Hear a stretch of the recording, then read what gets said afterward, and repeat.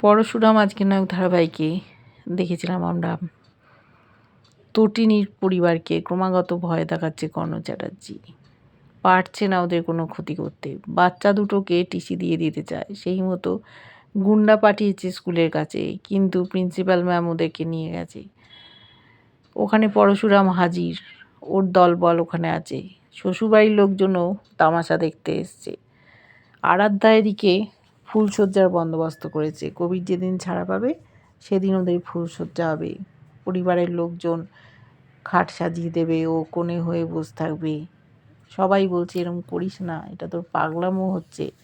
কর্ণ চ্যাটার্জি ওকে বাড়িতে রাখবে না, ওয়ার্নিং দিয়েছে 12 দিনের মধ্যে যদি কবির না ফেরে ওকে বাপের বাড়ি ফিরিয়ে যেতে হবে। বাচ্চাগুলো স্কুলে গেছে, গুন্ডারা যেই রিভলভার দিয়ে ফাঁকা আওয়াজ করতে গেছে, সাথে সাথে পরশুরাম তাদের ধরাশায়ী করেছে। কর্ণ চ্যাটার্জি কিচ্ছু করতে পারেনি, হেরে ভূত হয়ে গেছে। ফোন করে জানিয়ে দিয়েছে পরশুরাম, আবার যদি আপনি এরকম করতে চান তাহলে আপনার ভালো হবে না। অবাক হয়ে গেছে কর্ণ, কোণঠাসা হয়ে যাচ্ছে ক্রমাগত। কী হবে দেখতে থাকবো।